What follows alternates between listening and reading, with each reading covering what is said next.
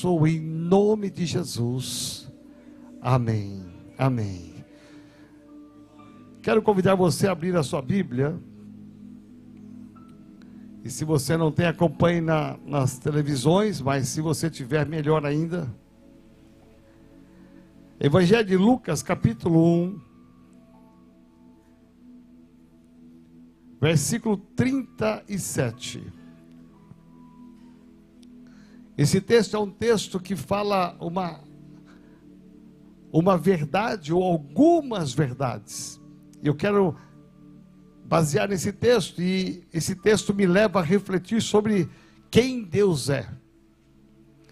E nos diz aqui, Evangelho de Lucas 1,37, porque para Deus, não é para o homem, não é para a igreja, mas é para Deus, não haverá impossíveis em todas as suas promessas. Então repete comigo bem forte, porque para Deus... não, tem que ser bem forte, tá bom? Com convicção, gente séria. Vamos lá? Porque para Deus não haverá impossíveis em todas as suas promessas. Agora feche os olhos e repete sem ler no telão. Vamos lá? 1, 2, 3...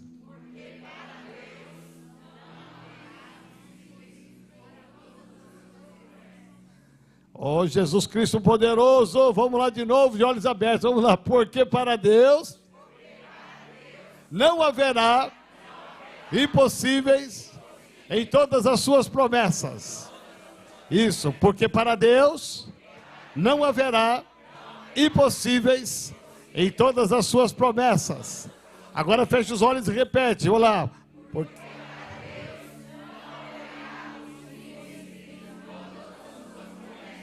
Amém. Aí você pode aplaudir ao Senhor, agora sim.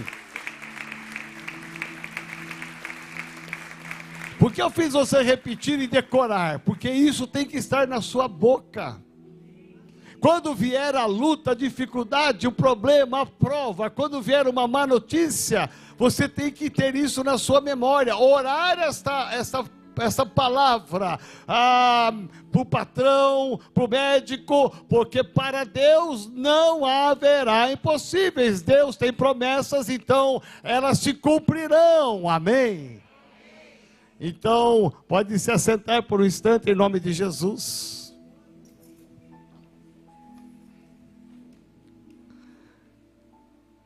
É interessante porque... Pode se assentar, por gentileza. É tão bom andar com um Deus que é o Deus do impossível.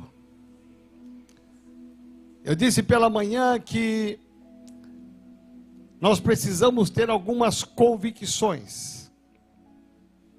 E a primeira convicção que nós temos que ter, e eu disse de 4 convicções, a primeira delas é da sua fé. O que é que você crê? Em quem você crê? Que Deus é este?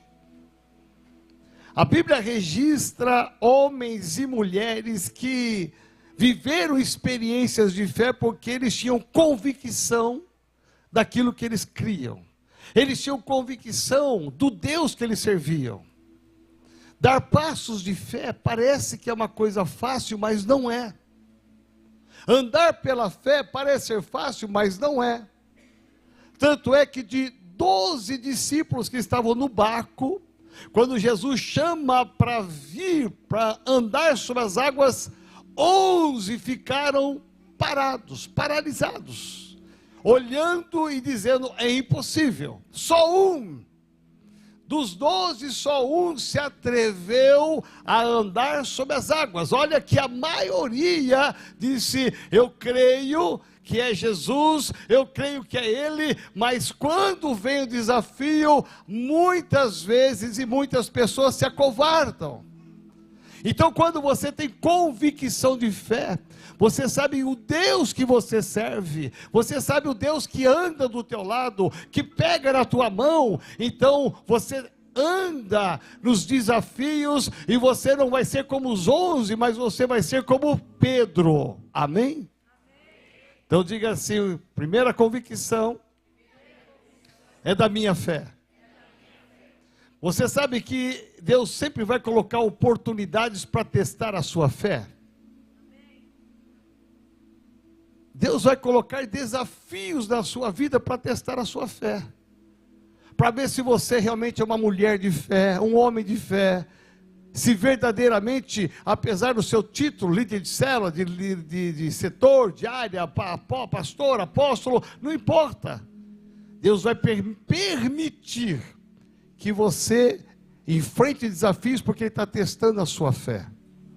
E se você quer crescer na fé, entre nos desafios. Amém? Então olhe para o lado direito, o lado esquerdo, e diga assim com muita convicção: tenha convicção, muita convicção da sua fé. Outra coisa importante, em segundo lugar, tenha convicção da sua identidade em Cristo. Quem você é em Cristo? Porque eu tenho a minha convicção de fé, eu creio no Deus do impossível, assim diz a palavra, mas eu tenho uma convicção de quem eu sou em Cristo. A Shekinah, a missão Shekinah, apóstolo Géser aqui todas as segundas-feiras, a primeira semana, sempre, há mais de 20 anos, a primeira semana, para que se abram as portas e as coisas fluam, o tema é posição em Cristo. É ou não é? Eu tenho que me posicionar. Eu sou de Cristo ou eu sou de quem? Eu tenho que ter certeza de quem eu sou. Paulo disse que em Cristo eu sou mais que vencedor. Ele diz: eu sou, porque eu tenho posicionamento. Então quando você se posiciona, você não é contaminado com o mundo que está ao teu redor. Você não vai atrás das pessoas que fazem coisas erradas e faz a mesma coisa. Você é a luz, você é o sal, porque eu tenho posicionamento. Todo mundo faz errado, mas eu não faço errado. Todo mundo faz isso, mas eu não faço, porque eu tenho posicionamento. Eu sei quem eu sou em Cristo. E Jesus disse: toda autoridade me foi dada no céu e na terra. E Ele diz: portanto, ide. Eu dou essa autoridade. Então, você é alguém que é possuidor de uma autoridade, de uma credencial, que não é a credencial da igreja, não é a carteirinha da igreja. Eu sou o membro número 3552. Não, você tem uma credencial celestial, e essa carteirinha está escrito Jesus Cristo de Nazaré. Essa é a credencial que repreende o inferno. Essa é a credencial que abre as janelas dos céus e que a bênção vem sobre a sua vida. Então diga assim: Senhor Jesus, eu preciso ter convicção da minha fé, da minha identidade em Cristo, em terceiro lugar, da minha paternidade. Quem é a sua paternidade? Quem é o seu pai? Quem é o seu pai na fé? Quem é o seu pai espiritual? Você é filho. Você tem que ter convicção de que Deus, Ele abençoa quem é filho. Você tem que ter convicção que você não é apenas parte de um aglomerado de pessoas. Você faz parte de uma família na fé. Você faz parte de irmãos. Olha só do seu lado quantos irmãos bonitos tem nessa igreja. Dá uma olhada. Por quê? Porque somos filhos. E se por acaso entrou alguém que ainda não é filho, hoje é o seu dia de você declarar: eu quero ter convicção de que eu sou filho. Eu não sou bastardo, mas eu sou filho. eu sou filho da promessa, eu tenho direito à herança, eu tenho direito à promessa, e que se a palavra diz que Deus é o Deus do impossível, e que nada foge ao seu poder em todas as suas promessas, Ele está dizendo para mim e para você. Diga assim: eu preciso crer que o Deus do impossível é o meu Pai, que eu sou filho e sou herdeiro. Em quarto lugar, você precisa ter uma convicção muito, muito clara da sua família na fé, a igreja. Diga assim: a minha igreja é a minha família na fé. Você sabia que muita gente aqui dessa igreja tem o amor, o apego, a ajuda muito mais aqui dos irmãos da fé do que às vezes os irmãos de sangue? O envolvimento é muito maior, o relacionamento é muito mais sadio. Então você tem que ter convicção o seguinte: eu tenho uma casa espiritual, eu não ando perambulando por aí, eu tenho uma casa espiritual, porque eu tenho uma paternidade, eu tenho irmãos, eu convivo com eles, então eu tenho uma casa, que na hora que eu preciso, eu sei que alguém vai abrir a porta e me receber, porque eu sou filho dessa casa, eu faço parte dessa família. Meu irmão, minha irmã, eu nunca me esqueço quando eu saí aqui, quando foi anunciada a compra desse prédio, a rua toda ficou sabendo, aí um empresário me abordou aqui na calçada, vizinho nosso, e disse: apóstolo, eu soube que o senhor comprou o prédio aqui do lado, é isso mesmo? Falei: epa, eu não. Quem comprou foi os irmãos da igreja. Eu só fui um instrumento para negociar, para chorar e para assinar. Mas é de todo mundo. Sabe por quê? Porque você faz parte de uma família.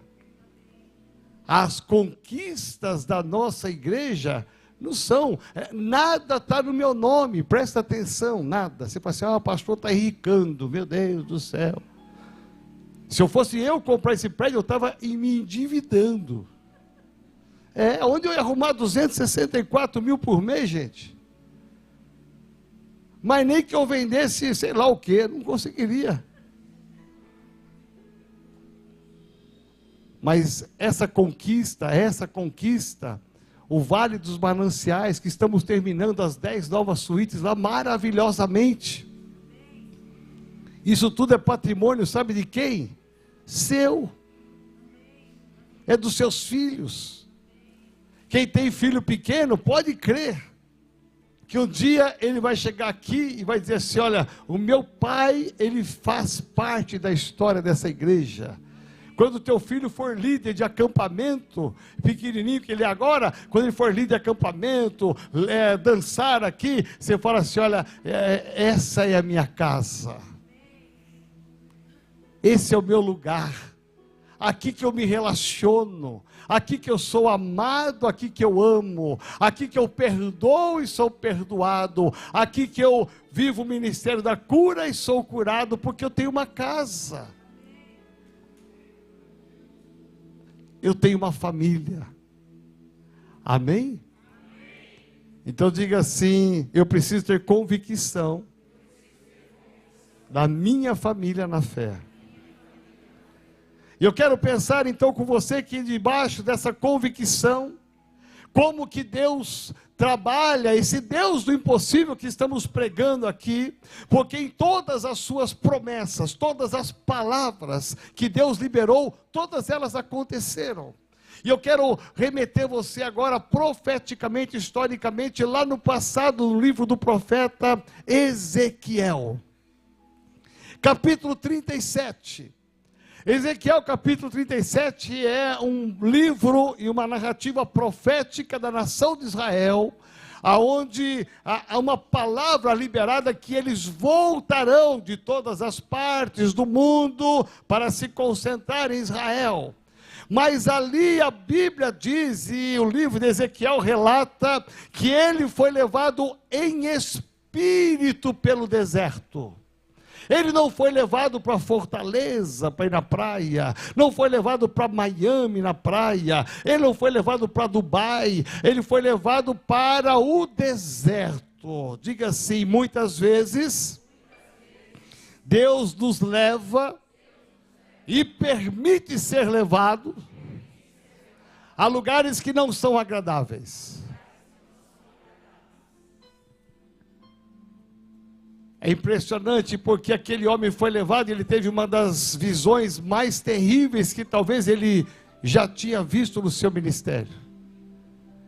Ele presenciou um vale, e um vale de ossos secos.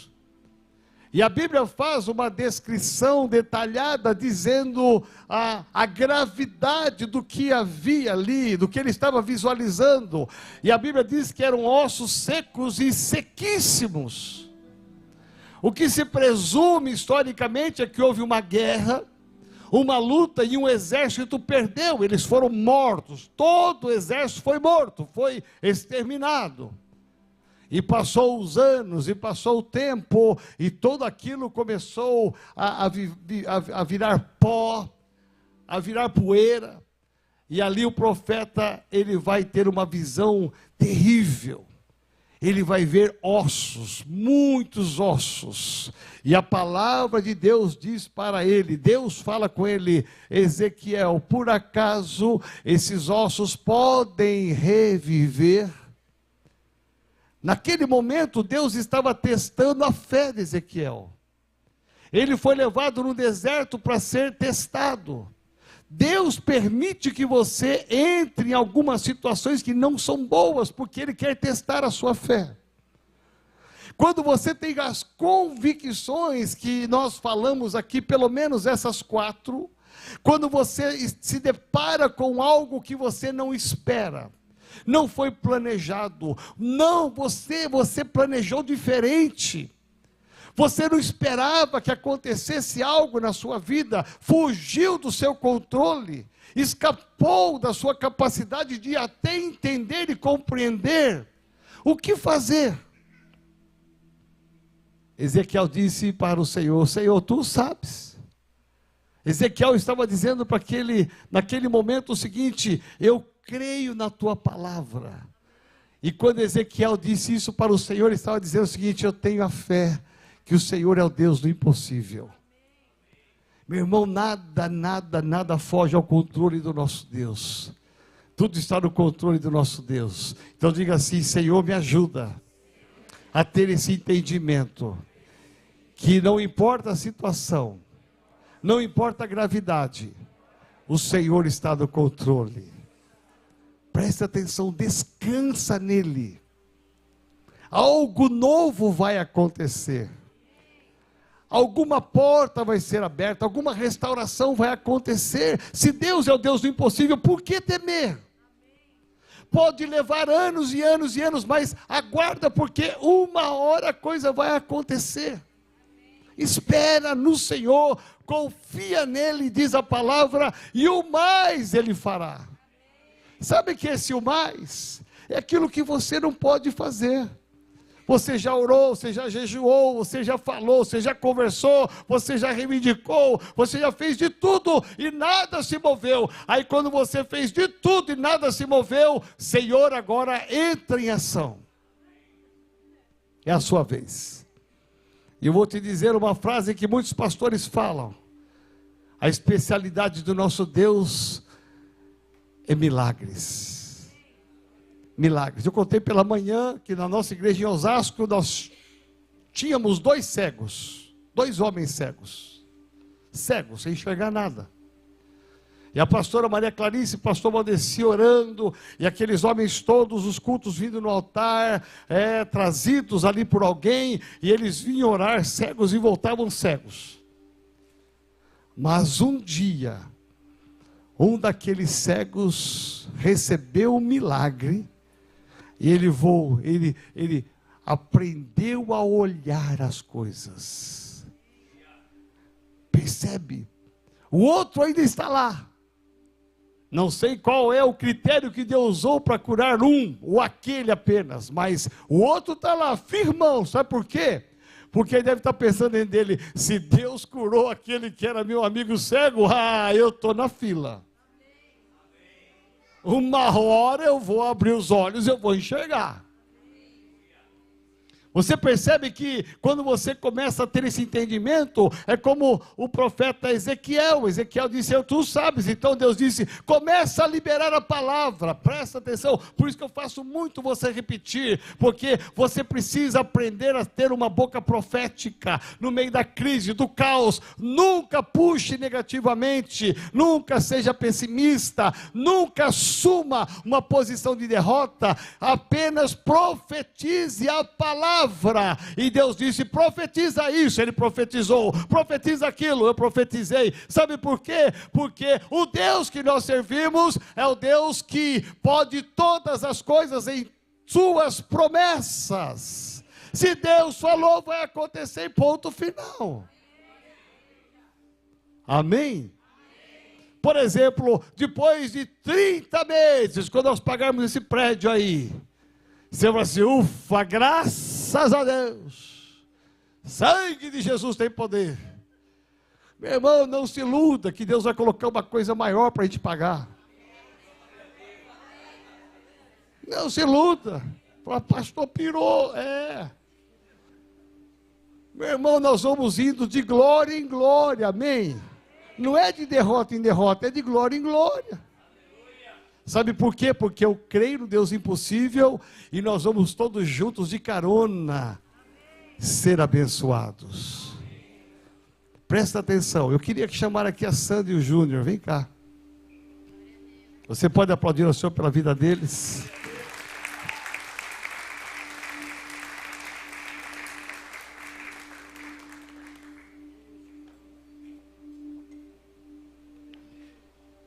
Talvez uma parte não conheça Sânio Júnior. Quando nós falamos do Deus impossível, nós falamos de um grande milagre. Deus pode curar uma dor de cabeça? Lógico que pode. Deus pode curar uma dor do estômago, uma dor lombar? Pode. Deus pode todas essas coisas. Ele é o Deus impossível. Mas eu quero que você ouça resumidamente a história desse moço aqui. Ele está aqui hoje vivo, porque os ossos se mexeram.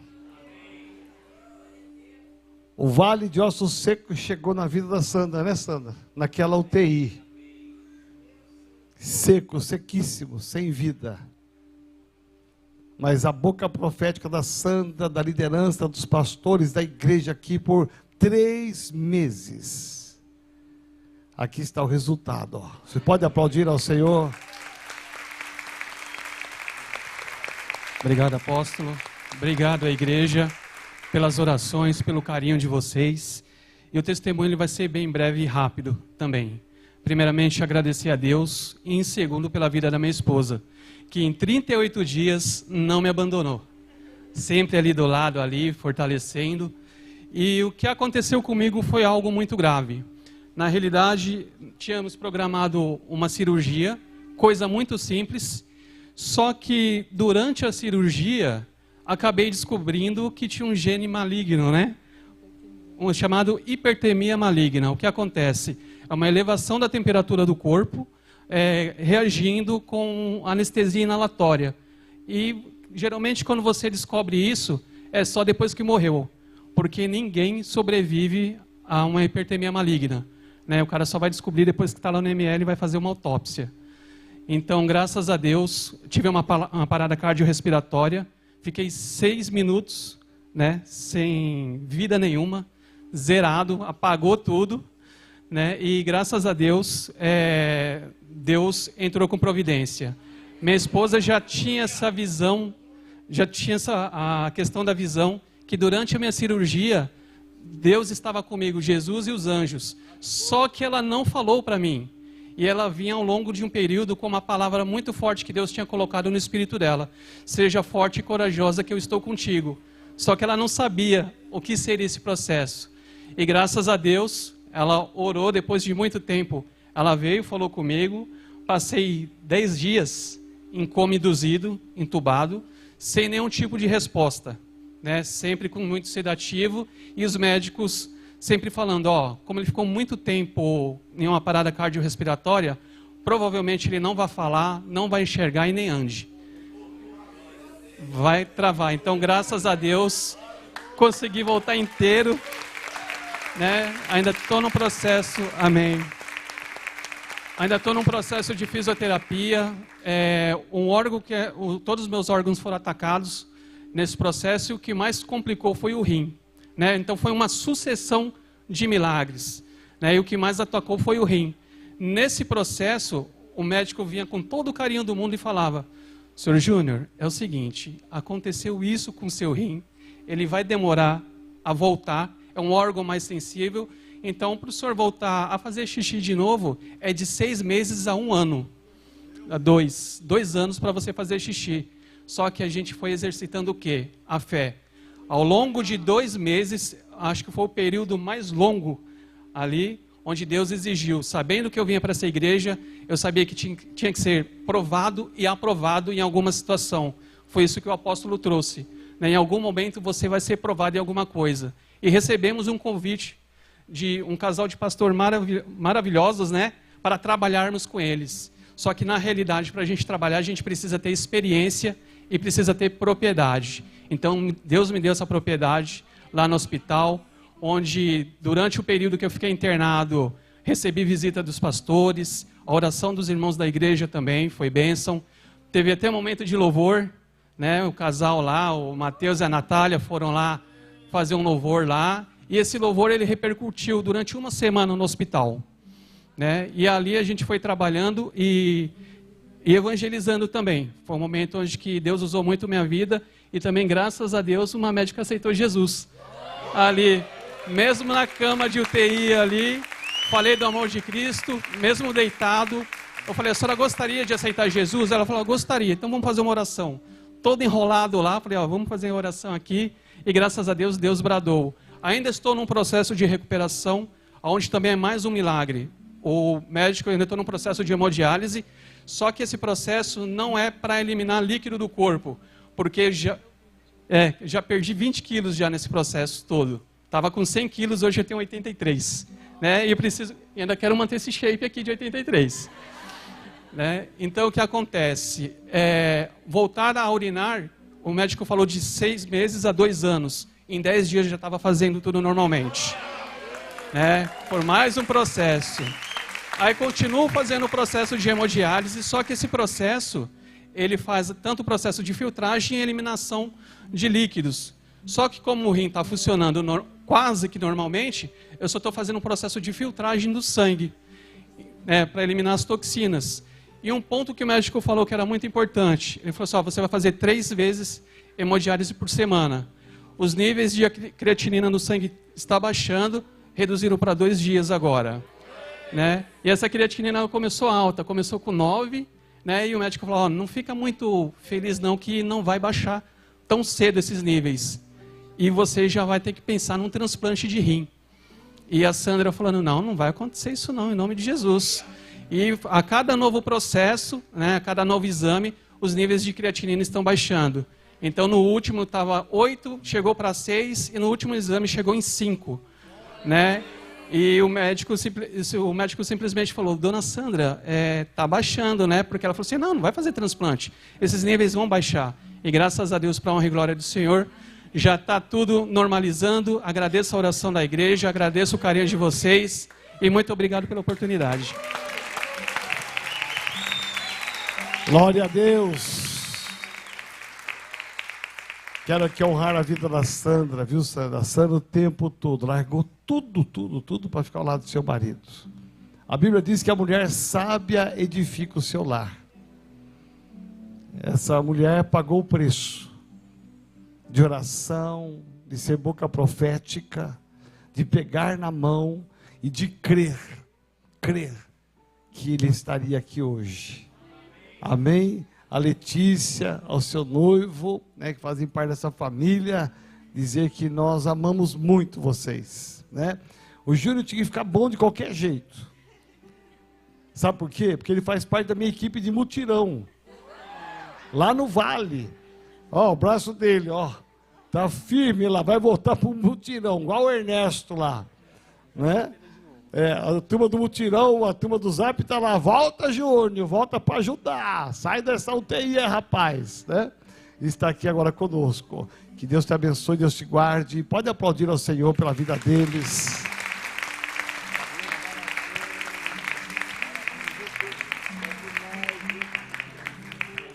Amém. Vou liberar ele, que ele tem que fazer xixi, gente. Então, vamos liberar ele. Amém. Fica de pé no seu lugar.